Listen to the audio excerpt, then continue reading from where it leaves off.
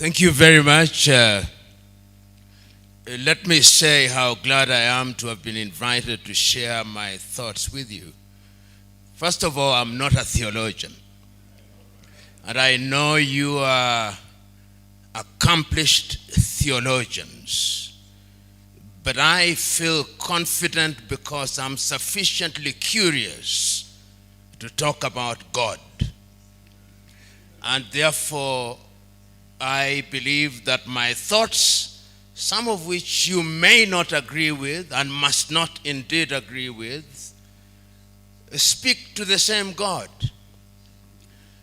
I've written a paper which will be distributed.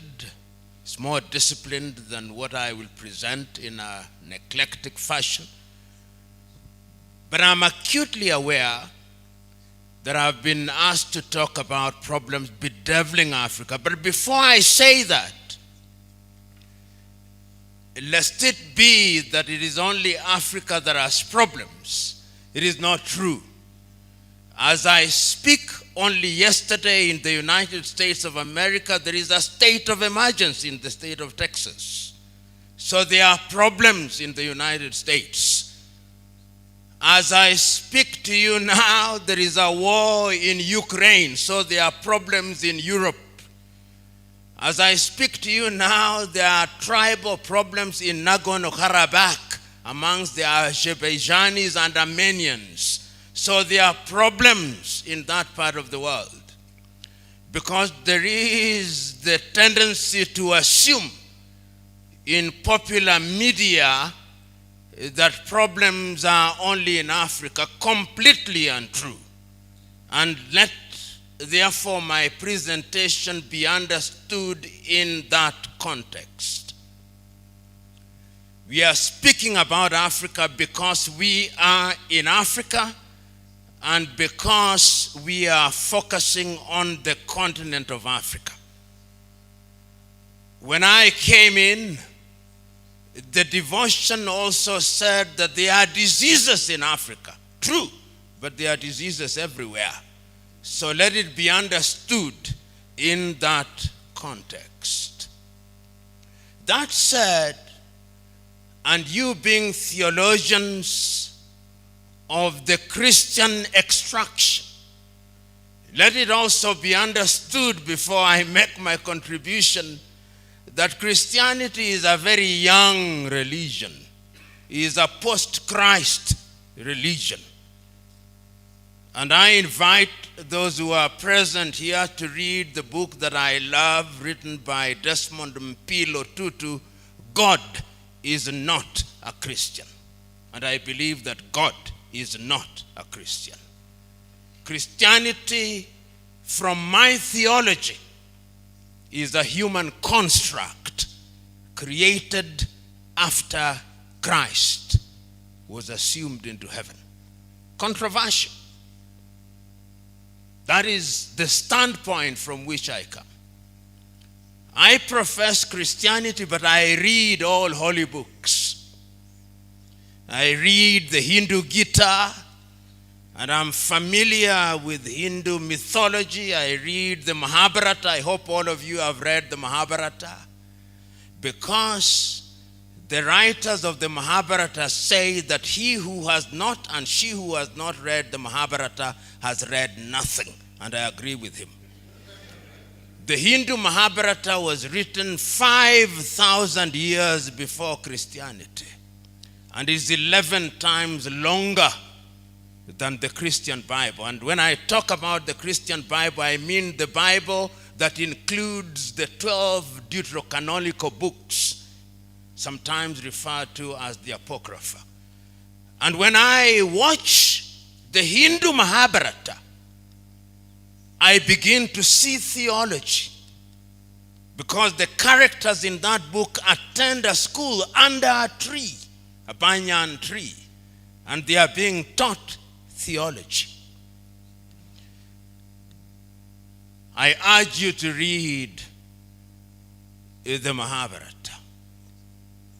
When I talk about theology, I'm also talking about theology before Christianity. And many of you will have read the works of Socrates, the works of Plato, the works of Aristotle, from whom St. Thomas Aquinas borrows very heavily. And that theology is also important because it is a theology that talked about gods, not God. That theology informed modern day Christian theology, and you are familiar with it as students of theology. When I talk about theology, I'm also talking about African theology. And those of you who are Africans will be familiar with the theology of Orunmila among the Yoruba peoples. Perhaps not documented, but that is also theology. Those of you, and many of you, are students of comparative religion. We must also be familiar with Islamic theology. So there is not one theology, there are theologies. And if one comes from that standpoint, one must therefore be very humble. I'm one who presently very slow to talk about denominations. Catholic Church, Anglican Church, SDA Church, Methodist Church. Today, when you tell me I'm an Anglican, I resist it, although I was baptized in that church. And that to me represents an enlightenment. I feel I'm becoming closer to God when I run away from organized denominations. Because organized denominations bottle God and confine him to a very small space to which he does not belong. And the danger of theology, therefore, is that in my Anglican church, sometimes I hear the priest saying, we are going to learn about Anglicanism. And I said, is that about God, that Anglicanism? We are going to learn about Roman Catholicism.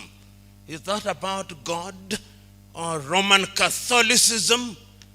We are going to learn about SDA. Is that about God or SDAism? And many of us are caught in that whirlpool. Today, I dare say that one of the greatest problems that bedevils Africa is religion. It is one of the things that debilitates Africa. Africa now finds herself in a space where many believe, wrongly in my view, that all our problems will be solved through prayer and fasting. Wrong. The divine instruction, as I understand it, was go ye and subdue the earth, and by the sweat of thy brow thou shalt eat. There is no shortage in Kenya, even those of you who came from outside, who have seen many crusades in billboards in Nairobi, Kenya. And when you travel across Africa, there is no shortage of individuals going by different names. Prophet, prophetess. And yet those of you who are students of theology will be told that the age of prophethood ended, some say with John the Baptist, some say with Micah, but they are prophetess and prophets. There is no shortage of apostles running around Africa producing rabbits out of hats in the name of fake miracles. There is no shortage of them. That is part of the African problem, but we do not want to confront it, particularly you theologians. You do not want to confront it. There is now a theology in Africa of making people feel good without making them good. That is wrong theology. It is unbiblical and is dangerous to Africa. Because the Bible that I read does not say it. The Bible that I read is specific and unequivocal. When I read the book of 1 Kings, and I read the story of the prophet Elijah and his confrontation with Ahab and Jezebel, he says, bring forth the 400 prophets of Baal and the 450 prophets who are prophets of Asherah, and let them come to Mount Carmel, that we may know if God is God, let him be worshipped, and if Baal is God, let him be worshipped. No two ways. Choose. And a choice is made. That is the Bible that I read. And I don't think it has changed, even if you have the American or the NIV or the King James. That one has never changed. So there is no equivocation in the Bible. It's about choice.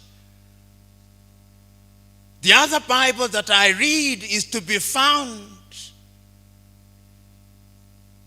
in Joshua 24, and you'll be familiar with it. The last meeting between Joshua and the elders of Israel before he passes on at Shechem says, remember, before we crossed, before I called Abraham and Nahor from his father Terah, they worshipped other gods. And he narrates what he did to them and how he came into the land of the Amorites. And he tells them, choose you now whether you want to worship the gods that your fathers worshipped before they crossed the Jordan, or the gods of the Amorites in whose land you dwell. As for me and my house, I shall serve the Lord. No equivocation, clarity, choices being made. I read that. The Bible that I read also tells me in Matthew 24:24 that in the last day there'll be many Christs. They'll come, and they are coming now, many of them. They shall work wonders, and that they would even lead the very elect, but for divine intervention. That Bible I read, and I suspect you also read the same Bible. The Bible that I read in Paul's second letter to Timothy at 3 also tells me that in the last day there shall be a form of Christianity where people will be lovers of themselves, and they would cheat everybody just like Jannes and Jambres did to Moses in the desert. I read that Bible. I also read another Bible verse in the Bible, Romans 1:30, that people shall be lovers of themselves, and they will have committed all sins, and they manufacture new sins like LGBTQ. So nowadays I go to church and pastors are equivocating. My own church, I saw in England the clergy coming complete with a dog's collar, apologizing for people who are engaged in LGBTQ, saying that God loves them. Yes, he does, but God does not love sin. And the last time I checked, and the Bible has not been revised, one of the reasons why Sodom and Gomorrah was destroyed was because they engaged in those. So, when you ask me to talk about the role of theology and the problems bedeviling Africa, I'm situating my presentation in those biblical verses, which are clear and unequivocal. Africa and Africans, like all peoples, face numerous problems. And human beings face numerous problems. We seldom forget, but we must never forget that this continent and our people were enslaved. We must never forget that. You must never forget that 18 million Africans were taken from the eastern part of Africa into the Arab world, and men were castrated. You must never forget that. Because the effect of it is with us today. We must never forget that over 12 million Africans were taken to the Caribbean, taken to Europe and America. We must never forget that. We must never forget that in Southern Africa, the apartheid regime was underwritten through verses from the Bible by the Dutch Reformed Church. You must never forget that. Upon a theology based in the Bible. Fact. We must never forget that the Roman Catholic Church was involved in slavery, and they have apologized for it.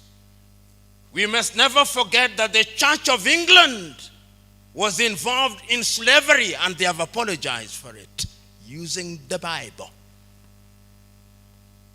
Theology. Slaves, obey your masters like you obey Christ, in the Bible. Not revised. You go and read it. There is a verse like that. So when we talk about theology and African problems, we must remember that the effects of slavery are alive and with us today. When slavery was gone, it is Christians again, William Wilberforce. And I can, through history, see him standing in the House of Commons saying that slavery should be abolished, but that Africans should not be freed even when slavery is abolished and slave trade.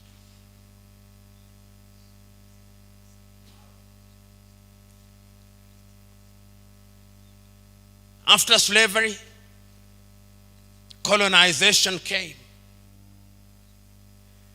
And as I speak to you, Europeans sat in Berlin in 1884 and 1885 and divided Africa into spheres of influence.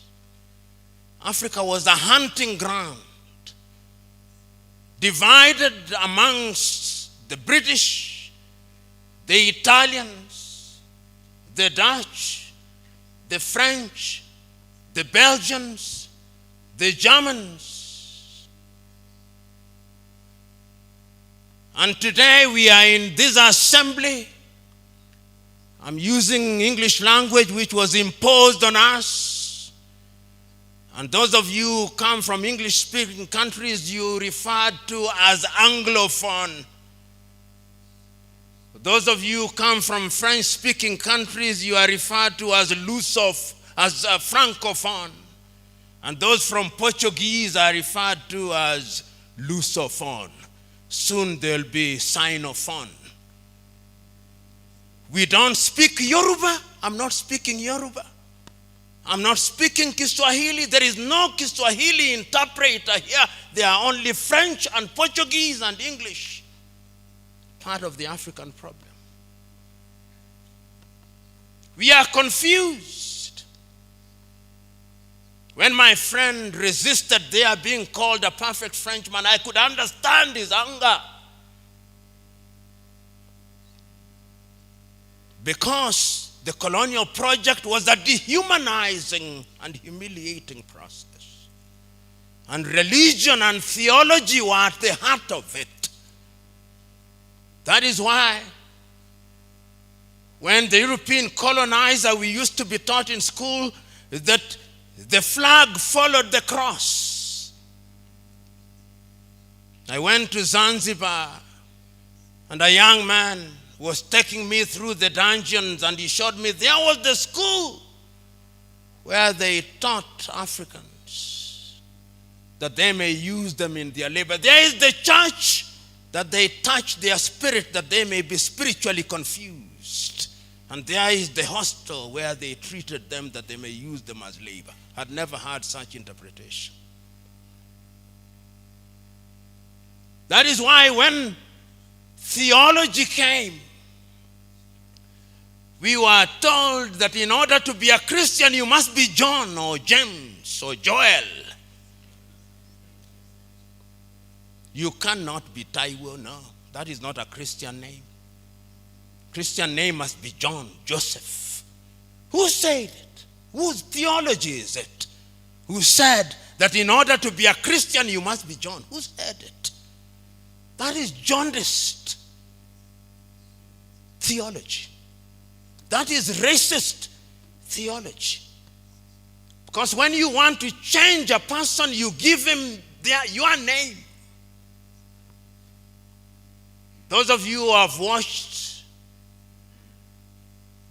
Roots will know this. Alex Haley's Roots. You capture Kunta Kinte, and in order to dehumanize him, you call him Toby. That is also theology. So, African problem is also colonization. So as we speak now, there are Nigerians here. There are Ghanaians here. There are Congolese, Democratic Republic of Congo, and then there is Congo, named after Ferdinand de Brazza, called Brazzaville. I look forward to the day they change Brazzaville's name. At least they changed Leopoldville into Kinshasa. This is the reality. This is part of the problem. The Democratic Republic of Congo will never know peace because of religion, Roman Catholicism, and colonization. These are the problems bedeviling Africa. And we never say it. King Leopold of the Belgians caused 13 million Congolese to be killed. Twice the number of the Jews that were killed by Adolf Hitler at Holocaust. But we have forgotten. We Africans have a short memory. But the Jews will never allow you to forget. Never, ever. But we Africans have forgotten. Part of the African problem is short memory, amnesia is part of our problem. And that is why we keep on repeating the same mistakes time and over. Colonization is part of the problem that affects Africa. Because after colonization ended, we have another thing called neo-colonization. And it is alive and well. That thing called neo-colonization is alive and well. And if you doubted whether it's alive and well, I want you to see what is happening in Guinea-Conakry. I want you to see what is happening in Niger. I want you to see what is happening in Burkina Faso. I want you to see what is happening in Chad. And I want you to see the arrogance of the French president when he says, my ambassador shall not leave, my bases shall not be removed. At least yesterday he capitulated. The neo-colonial project is alive and well. Did you hear the voice of the church throughout what is happening in Guinea-Bissau? No, the church is silent. The church is complicit. So when you talk about theology and what it can do, sometimes courtesy of theology, because you want to be good, you don't raise your voices. The last time I checked, John the Baptist's voice was alive and well in the wilderness. Where is the voice of the church amidst all this? Africa's problem is also neo-colonization, is the from slavery to colonization to neo-colonization, which is an ongoing project. And Ghana's Kwame Nkrumah was right in 1965 when he said, the last stage of colonization is neo-colonization, and is alive and well. And we see it. Today, I tell Africans because of neo-colonization, I'll come to what I think theology can do. Today in Africa, here in Nairobi, Kenya, if you want to buy something from a supermarket, you go to Carrefour, which is French. You want to buy fuel, you go to Total Energies or Rubies, which is French. You want to have your pizza, which is made by Kentucky Fried Chicken, which is American, you have it carried by Glovo, which is Spanish. If you want to have security, you have it by G4S, which is British. If you want your home guarded, is guarded by KK, which is Bedeviled from Quebec. If you want to have chicken, it's Kentucky Fried Chicken. If you want your airports managed, is Swissport from Switzerland. That is the state of Africa. Consuming what we do not produce and producing what we do not consume. Just look at it. That is it. And when you are in that state, you are a slave. When you are in that state, you are dehumanized. When you are in that state, you are not behaving as if you are made in the image of God. If you run across Africa, there is no shortage of organizations which are designed to debilitate Africans through NGOs, USAID.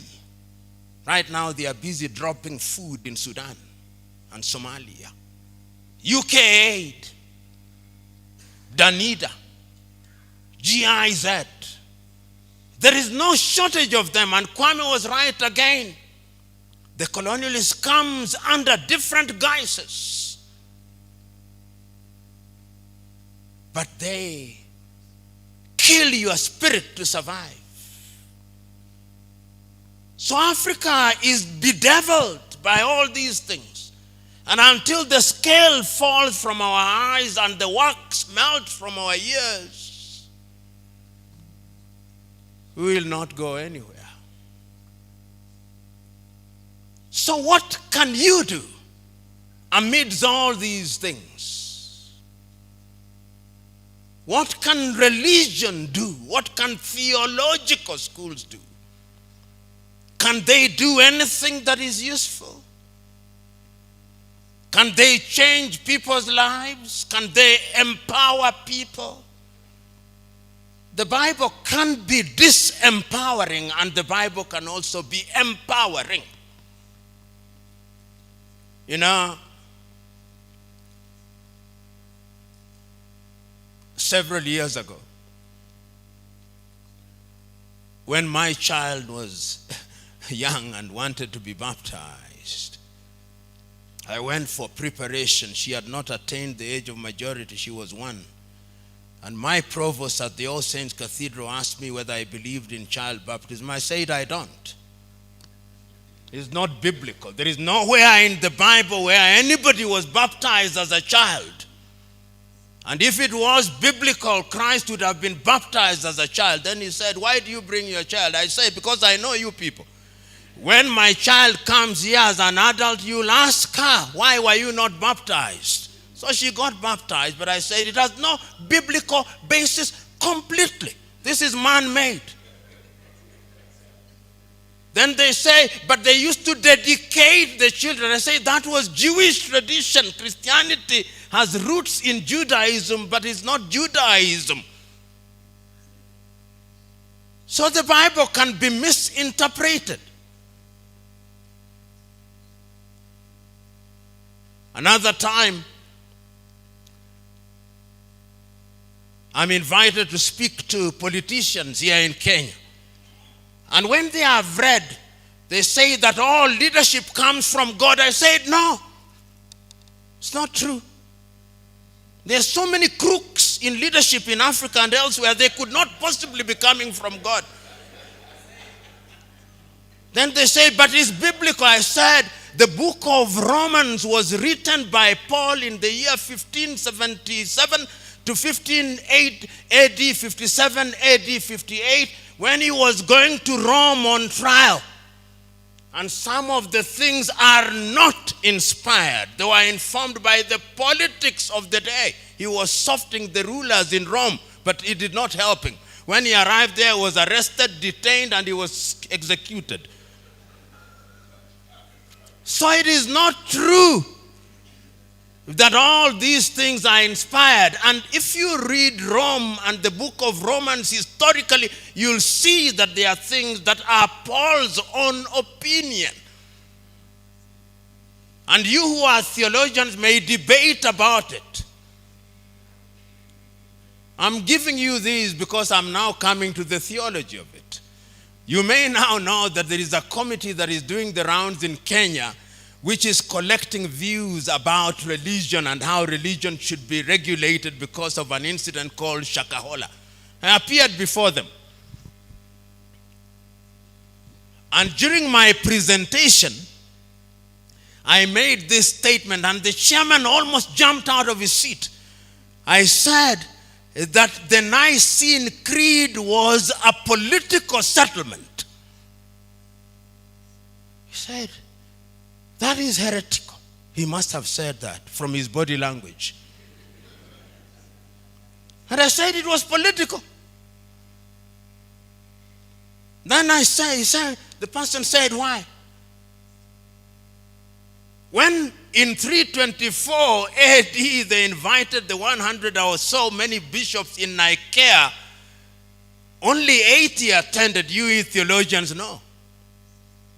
And how the Nicene Creed then came about, that the Spirit proceeds from the Father and the Son, was a battle between Arian and Athanasius.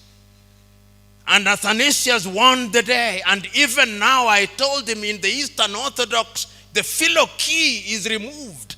And you don't say the Spirit proceeds from the Son. It says proceeds from the Father only. It was a political settlement. Then he said, but why are you saying this? I told him, because I'm a Christian of Berea. The Christian of Berea questions. And Paul is him who says in Acts of the Apostle that why he liked the Bereans, when the gospel has been preached to them, they went home and asked, we heard you saying all these things. We are fact-checking you. We are fact-checking you. Because we now have a theology in Africa particularly and in the world where preachers of the gospel are busy writing little explanatory books about the Bible, and their congregation reads those books rather than the Bible. The joy of many preachers today is that I've written 20 books. Read my books, and they don't say buy my books. They say donate. Deception. Just be right. Say buy my books. And if you ask people whether they have read the Bible, many have not. I did a challenge. I'll not do it here because some of you will fail. I told in a congregation, I want you to recite to me the Lord's Prayer without referring to any book. Out of 10, only 2. Then I said, I want you to tell me the 10 commandments in the order in which they were given. Only 2. Only 2. But say what the pastor has said in his book about the last days, they can memorize everything. In the last days, Matthew 24:24, there shall be many Christs, and they shall mislead many, even the very elect. So the question is, with all these problems facing Africa, education, health, bad governance, and all these things, in Africa we have some of the lowest quality politicians. African countries say that they are democratic, they are kakistocratic. And kakistocracy is a government of the very worst. You are led by your very worst. That is kakistocracy. If you combine that with kleptocracy, which is a government of thieves, then you can see why Africa continued to punch below her weight. In all areas, we continue to do so. So that many Africans have now surrendered. What they are remaining with is prayer and fasting. Africans pray for what they can work for. That is not the divine instruction. Paul was still making tents. We must continue working. Faith and works. We have converted God into an operator of a lottery and a casino, where upon tithing, then you will get more. You say tithe and you will get more. That is why you have all these dangerous things that are now emerging even in Christianity. Extremism. We have had Shakahola, where people died here in Nairobi. I hope you've been told about 300 dead. And some are still being counted. In the olden days, not too long ago, when I was a young boy, you had the Reverend Jim Jones of Guyana, outside of Africa. The Branch Davidians in Texas, in Waco. And many of these fellows are running riot. And African theology has always been there in an attempt to interpret religion and Christianity in a manner in which is in conformity with African realities. We had the African independent churches here before independence. They are still there. They are trying to understand Christ. Because in Christ's mind, there are no Jews, no Gentiles, no men, no women. That is the Christian theology. No Jew, no Gentiles. Those of you who are from the Democratic Republic of Congo will know of Donna Beatrice, sometimes known as Kimpavita. And her theology, he was trying to make people understand Christ from a Congolese environment. If you have not read about Donna Beatrice or Kimpavita, go and read about her. She was burnt on the stakes by the colonialists, just like Jean d'Arc. Many of you who are from Congo will also remember Simon Kimbangu. In prison, died in 1951 in prison. Kimbangu was also trying to come with a theology that responded to African reality. I'm now trying to suggest to you that theology can be useful, but theology must be decolonized. If we don't decolonize theology, then we will continue to believe that the theology handed down to us is what is going to solve our problems. And permit me to be a little bit unsettling. You know, when you look at the Anglican Church, I understand how it was created. King Henry VIII wanted to annul his marriage with Catherine of Aragon in order to marry Anne Boleyn and establish the Church of England. And for it, St. Thomas More was executed. That is not a very good beginning. As we speak now, the head of the Anglican Church is the King of England. That is the titular head of the Anglican Church. Established. Now, if you want that theology where the head of the Anglican Church is my head to solve my African problems, can they solve my African problems? No. When they are now saying that before they give African aid and ask Uganda, they must follow LGBTQ. I personally was the victim of a demonstration in South Africa because I had spoken firmly and unequivocally against LGBTQ. When I went to deliver a lecture at Cape Town University, there were demonstrations against me on the 29th of May.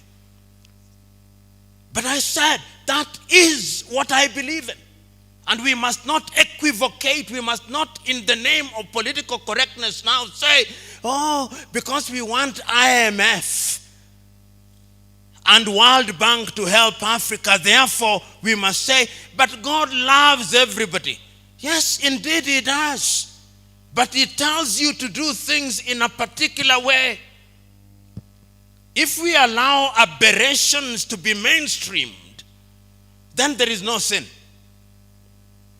We are getting into a level where there is no untruth. Everything is right. Everything depends. That is the theology that is now beginning to emerge from Europe and America. He is going to be the dominant theology. And he is going to have everything pegged on it. Uganda has had aid cut from it because the Ugandan president has spoken about it. We are still talking about the problems bedeviling Africa. IMF is saying we are inclusive. It is the same people who came here in 1800s and gave us the penal code which had some sex against the order of nature. That was the offense. Sex against the order of nature. Now tell me, when did nature change? Yeah, tell me when nature changed. And we must say this whether people are angry or not. Because if we want to change Africa, we must not fear to speak the truth as we know it. Because if you fall for everything, there is a Kiswahili saying, mwachamila ni mtumwa. He who abandons his culture and traditions is a slave. There is another Kiswahili saying, say, jishinde, ushinde, conquer yourself, that you may be a victor. Africans must make that choice. In order for all these problems to begin to disappear, we must re-examine our theology. We must ask ourselves what we are teaching in our theological schools. I know that many theological schools, when you still go there, they tell you, this is how theology started. It started before Socrates in Greece. The word theo means God. Then it came from Socrates. It was articulated much better by Plato in the Republics. Then it was articulated much better by Aristotle. Then it came to St. Thomas Aquinas. Then it came to Ambrose of Milan. Then it came to Augustine of Hippo. They'll tell you all that. No African. It's all Eurocentric. When you tell them there was a Runmila in Ile-Ife, they tell you that was a witch doctor, not a theologian. And you and me, whose education is Western founded, believe it, because that is your factory setting.